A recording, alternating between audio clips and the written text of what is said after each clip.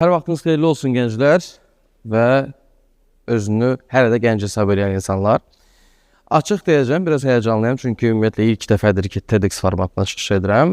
Ümumiyyətlə bu təklif mənə gələndə mən fikirləşdim ki, nə barədə danışıb mövzular təbii ki də bəlli idi və hansı mövzu seçdiyim zaman fikir verdim ki, harda çalışıram?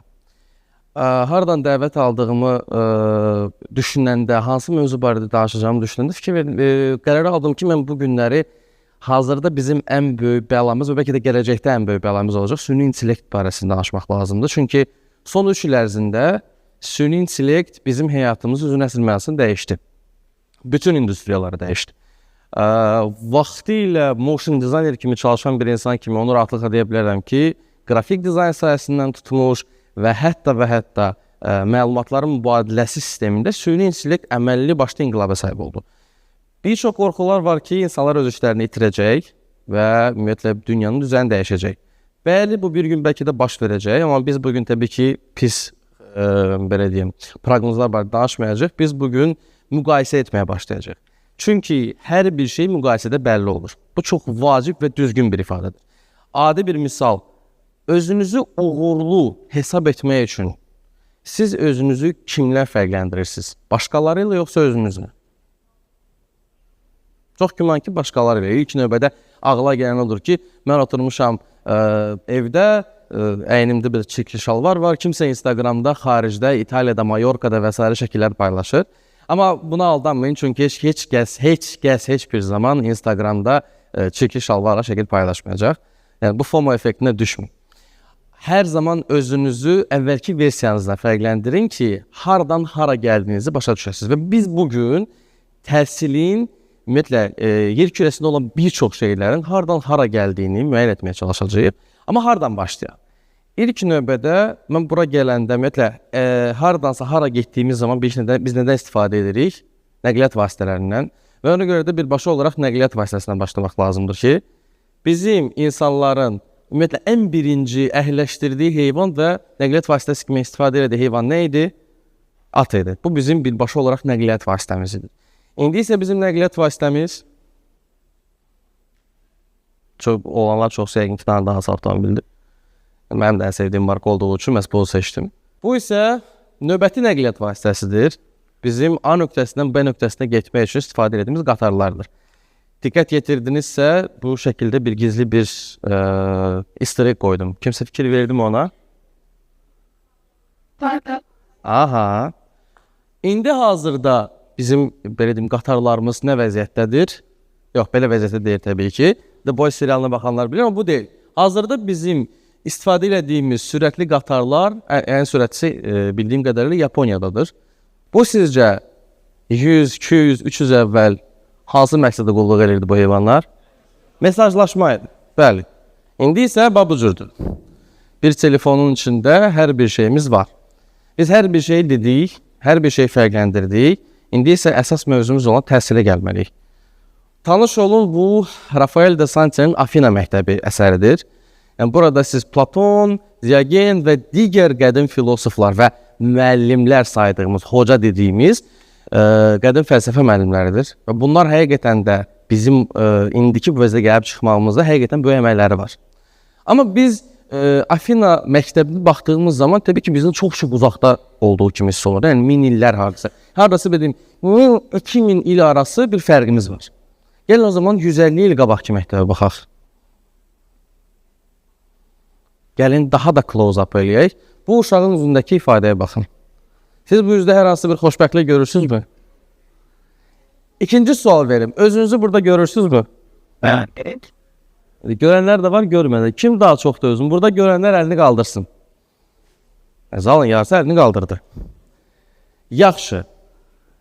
Elə həmin periodda da 19-cu əsrlərin axırında Jean-Marc Gaultier adlı bir illüstrator 1899-cu ildə Enlan adlı illüstrasiyalar hazırlayırdı və bu illüstrasiyalarda 2000-ci ildə insanların hansı vəziyyətdə olduğu, yəni məişətdə, məişətdə, təhsildə və digər texnoloji həllərdə harda olacağını proqnoz etmək istəyirdi, fantaziyaları ilə. Biz burada nə görürük? Biz burada müəllimin kitabları böyük bir qurğunun içində yerləşdirdiyini və qurğunun işi salandan sonra bütün məlumatların uşaqların beyninə girdiyini görürük. Bu onun təbii ki fantaziyasıdır. Amma bu bizə ilk növbədə bu bizə nəyi xatırladır? Tabii. Yox. Qulaqlıq olaraq təbii ki də. Amma yəni hansı konsepti xatırladır?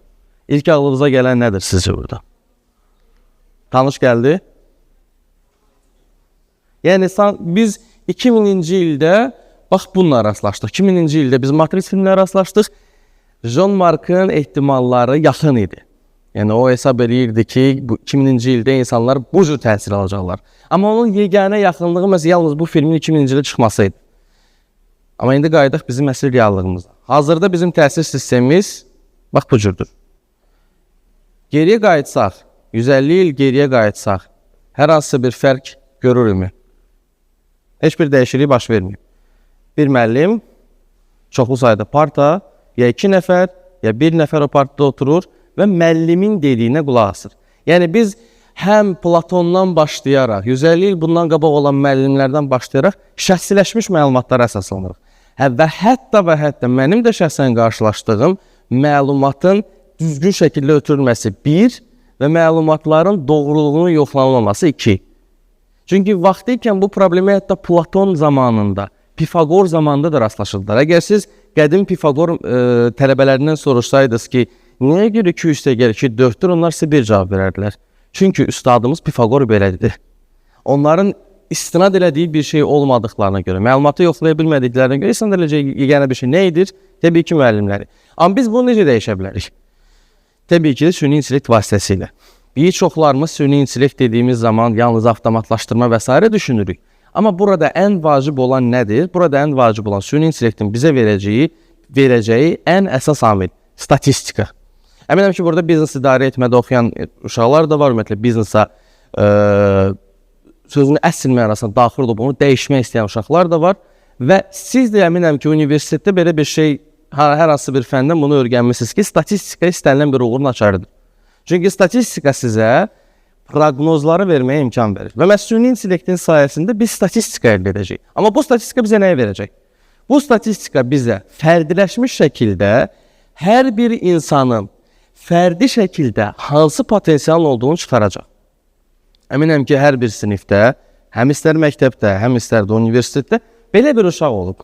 Hər kəs başa düşüb, o yox. Olub elə bir şey. Hamımız burada vurdun ki, bundur kindir. Ya olmayıb sinifimizdə elə bir uşaq. Olub. Ona fərdi yanaşılma görmüşsünüzmü? Yox, ona deyiblər ki, palaza bürün, elinə sürün, sən də öyrən. Sən hər hansı bir variantın və yaxud da çarən və yaxud da bir çözümün yoxdur. Çünki semestrin axırıdır, imtihana hazırlaşırıq, yəni kəsirlər nə olacaq və s. və ilaxır. Yəni insana öyrətmək yox da birbaşa olaraq bir leveldan o birisi level'a keçməyə vacibdir. Birinci levelda, birinci səviyyədə nə öyrənəcəyim, sanki bu hazırda olan, təkcə Azərbaycanda da yox, bütün dünyadakı olan sistemdə birinci levelda nə öyrənəcəyim vacib deyil. Amma birinci levelda öyrənmək üçün hər bir insan təbii ki də başa düşmə və qavrama potensialı fərqlidir. Mən vaxtı ikən tarixi yaxşı bilməyə baxmayaraq, riyaziyyatda zəifliyim vardı. Metodologiya dəyişdiyi zaman, metodologiya fərdiləşdiyi zaman, hər kəsin bildiyi dildən danışıldığı zaman, təbii ki də uğur əldə etmək daha real olacaq. Amma bu üçün nə etməliyik? Əlbəttə ki, gamifikasiya və virtual reallıq. Əgər indi burada birbaşa olaraq oğlanlara da bu sualı vermək istəyirəm. Call of Duty aramızda oynayan olub. 100%. Call of Duty, əllər qalxdı. Strateji oyunlar oynayan oğlanlar olub. Əlləri qalxır. Tamam. Nəyə görə xanımlar? Bu xanımlardan varsa, tamam, xanımlar da əllərini qaldırsın. Əla, bu çox xoşum gəldi, çox xoşum gəldi. Oynadığınız oyunlar tarixlə bağlı olduğu zaman, orada əldə etdiyiniz məlumatlar beyninizdə hələ də qalıbmı? Qalıb? Nəyə görə qalıb? O barədə düşünmüsünüzmü? O ona görə beyninizdə qalıb ki, sizi stresə salmadan, komfort zona dediyimiz o hissədən, zonadan, yəni bir növ divandan qalxmadan belə sizə maraqlı və faydalı məlumatlar ötürə bilirlər. Mənim şəxsən hələ də, belə deyim, internet klublarda oynadığımız Kazaki oyunlarından bəzi silahların adları hələ də beynimdə qalıb. Sonra artıq onları məktəbdə tarix dərslərdə keçdiyim zaman mən daha yaxşı izah edə bilirdim sinif yoldaşlarıma və yaxud da ki, dostlarıma, nəinki müəllim. Çünki müəllim bizə yalnız bir struktur üzrə izah edirdi. Bu budur, bu budur, bu da budur. Amma bunun nə üçün lazım olduğunu, bu nə zaman istifadə etdiyini heç bir zaman izah etmirdilər. Ona görə də gamifikasiya doğrudan da uğura gətirə biləcək çarələrdən biridir. Burada Duolingo istifadə edən uşaqlar varmı? Pulsuz və yaxud da ki APK versə, 100 və 50-lərə baxaq. Onun faydasını görürsünüzmü? Bəli, amma niyə görürsünüz? Çünki Duolingo kimi tətbiqlər, ümumiyyətlə bu cür gamifikasiya ilə məşğul olan tətbiqlər sizi öyrətmədən öyrədir. Çünki öyrətmədən öyrətmək, sanki bir oyunun içinə saldığı zaman öyrətmək daha yaxşı nəticə verir və sizin artıq arxada olan daha dərin yaddaşınıza məlumat salır. Çünki siz sadəcə olaraq stres vəziyyətdə öyrənmirsiniz. Çünki stres vəziyyətdə bizim bədənimizdə kortizol hormonu ifraz olunur və biz yalnız bir oxuma vəziyyətindən çıxmaq istəyirik. Dəfələrlə olub valideynlərimiz ev tapşırığını hazırladığımız zaman, hər hansı bir hərfi səhv yazdığımız zaman nə edirdilər? Dəftəri cırırdılar, təzədən təmiz səhifəyə heç bir səhv olmadan və s. Bu idealizasiya bizə nə gətirdi? Ümumiyyətlə təhsilə, hər hansı bir mövzuları öyrənməyə, qorxu, çəkinmə və bu tipli öncədən deyilən o travma dediyimiz travmalara gətirdi. Travmaları biz dana bilmərik. Travmalar realdır. Təbii ki də travmaları biz biraz dramatizə edə bilirik. Əlbəttə bu reallığımızı biz insan olaraq biraz hər bir şeydən sui-istifadə edən varlıqlarıq, amma travmalar realdır. Biz bunu hər bir fərdi şəxsin təhsili olan, oxumağa olan, işləməyə olan yanaşmasından görə bilirik. Virtual reallığa gəldikdə isə mən virtual reallıqla ilk dəfə tanış olduğum zaman özümdə belə bir problemi tapdım. Bu da mənim vestibulyar aparatımda olan problemlər idi. İlk dəfə və məhz VR-ın sayəsində vestibulyar aparatımla bağlı məşq eləməyə başladım. Çünki bundan qabaq mən hər hansı bir belə deyək, vestibulyar aparatın nə olduğunu belə bəzi suallar fikir verdim ki, qardaşın üzündə sual verir. Vestibulyar aparatı bizim balansda durmamıza cavab verən, qulağımızın bu hissəsinə yerləşən xüsusi bir vəzə bənzər bir şeydir. O bizə kömək edir ki, biz misal üçün bir əlimizdən belə edək, bir əlimizdən belə edək. Bu bizim vestibulyar aparatımızın qabiliyyətlərindən biridir. Amma mən o vestibulyar aparatda hər hansı bir problem olduğunu bilmirdim ta ki, virtual reallıqla qarşılaşıb, orada özümü sanki 14-cü mərtəbədən bir taxta üzərində yeridiyimi hiss etdim. Bəli. Yəni, o bizim beynimizə əməlli başlı əsl reallığı verir. İndi təsəvvür edin ki, siz virtual reallıqda birbaşa olaraq Roma imperiyasının hücumlarını görürsünüz. Gənclər təbii ki, Roma imperiyası deyən kimi dərhal senturionlar və s. və yaxud da gladiator maçını izləyirsiniz və yaxud da qədim Misir piramidalarının tikildiyi prosesini tikilmə prosesini görürsünüz. Təbii ki də bu vizuallıq və audio-vizuallıq sizin beyninizdə daha dərin məlumat saxlayacaq. Ondan da kənara keçək. Hər birimiz məktəbdə bizim ən sevmədiyimiz fənlər fizikasıdır, kimyasıdır. Bu fənləri keçmişik. Kimdə məktəbdə laboratoriya olmayıb, əllərin qaldırsın. Bəli, bu reallıqdır. Və bütün dünyada mövcuddur bu problemlər. Tək Azərbaycanda deyil, amma bunu necə həll etmiyorlar? Yenə virtual reallıqla. Bizim olimpiyadaçıların ən böyük problemi ondan ibarətdir ki, biz dünya üzrə nəzəriyyə faktorunda birinci yerdəyik, amma təcrübə tərəfdən zəifliyimiz var. Burada biz nə etməliyik? Əgər hər hansı bir büdcəmiz yoxdursa, virtual reallıq bizə bu məsələdə daha yaxşı kömək edir. Çünki mənim hələ də yadımdadır, mənim fizika üzrə müəllimim bizə ilk dəfə prizmanı gətirəndə işığın spektra bölünməsini biz vizual şəkildə görəndən sonra onu artıq ömrümüzün axırına kimi yadında saxladıq. Perpetuum mobile sonsuz mühərrik adlı bir aparatı, xəyali bir aparatı gətirəndə biz bunun doğrudan da heç bir zaman real olmadığını anladıq. Çünki termodinamika qanunlarına ziddir və s. və ilaxır. Çünki vizual olaraq gətirilən bir şey sizin beyninizdə daha yaxşı nəticələri, daha yaxşı və daha dərin oturacaq. Ona görə də mövcud vəziyyətdə, virtual reallıqda biz istədiyimiz bir situasiyanı, istədiyimiz bir matrisi yarada bildiyimiz üçün fizika kimi və yaxud da kimya kimi çətin, qəliz fənlər bizə daha rahat olacaq. Amma burada təbii ki də hər kəsin qorxuları ortalığa çıxır.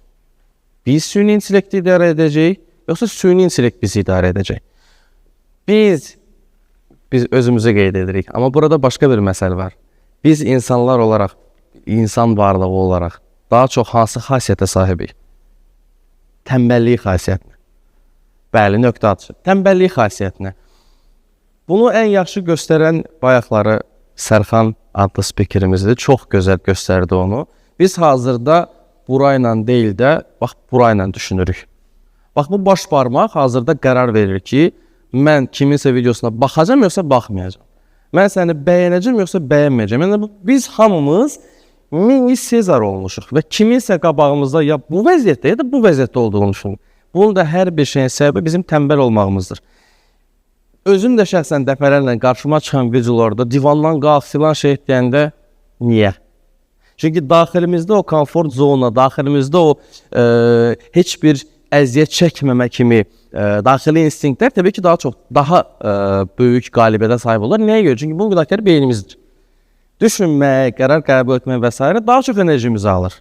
Təqribən 40-45%-ni alır. Biz də ümumiyyətlə enerjimizi balanslaşdırmağa çalışan varlıq olduğumuz üçün çalışırıq ki, etməyək. Amma biz bunu davam etsək, biz sağdakı yox, məhz soldakı süni intellekti görəcəyik. Çünki biz süni intellektdə kvalia anlayışını yerləşdirib bizim yerimizə artıq qərar vermə funksiyasını versək, hər bir şey dəyişiləcək. Süni intellekt bizə yalnız kvalia nə olduğunu sizə izah edim. Kvalia özünü anlama anlayışıdır və yalnız insanlarda var. Çünki yalnız insan özünə mən kiməm, nəyəm və nə üçün bu dünyaya gəlmişəm sualını vermə amilidir. Və əgər biz süni intellektə kvaliyanı versək, bizim axırımız yaxşı olmayacaq və bu super intellektin yaranmasına gətirəcək. Yox, əgərləri biz tənbəlliyimizi aradan qaldırsaq və 150 il əvvəlki məktəblə, 2000 il əvvəlki olan məktəblə hər hansı bir arada dəyişikliyi görməzdən gəlsək, təbii ki də bizi qırmızı süni intellekt gözləyir və Matrix filminin ssenarisi içində olacaq. Yəni, bilmirik, bəlkə bizi Morpheus adlı bir insan oradan çıxaracaq, çıxarmayacaq, böyük sual altındadır. Ona görə də ya biz süni intellektə idarəcəyik, ya da ki süni intellekt bizi. Buradan son olaraq bir şey qeyd etmək istəyirəm ki, əgər siz tələbəsizsə, mütləq şəkildə süni intellektdən istifadə edin. Referatları, kurs işlərini və diplom işlərini yazmaq üçün yox. Məlumatların doğruluğunu anlamaq üçün, yoxlamaq üçün, düzgün şəkildə süni intellektdə düzgün promptları vermək üçün bu birbaşa olaraq sizin beyninizi inkişaf elətdirir. Çünki süni intellektdə 3 dənə fərqli prompt verdiyin zaman 3 dənə fərqli nəticə verir. Hər növbəti nəticə, hər növbəti attempt sizi daha yaxşı və daha böyük zehnə sahib etdirir. Əgər siz müəllimsizsə, siz 100% süni intellektdən istifadə etməlisiniz. Çünki tələbələriniz sizi özünə daha yaxın və daha cool hiss edəcək. Bu reallıqdır. Yəni, mən süni intellektdən istifadə edən müəllimlərin və tələbələrin arasında olan münasibəti görəndə çox sevindim. Ona görə də qərarlarınızı verməmişdən qabaq 2, 3 və yaxud da ki 10 dəfə düşünün. Bu qərarı sizin beyniniz verir, yoxsa ki baş barmağınız. Sağ olun, təşəkkür edirəm.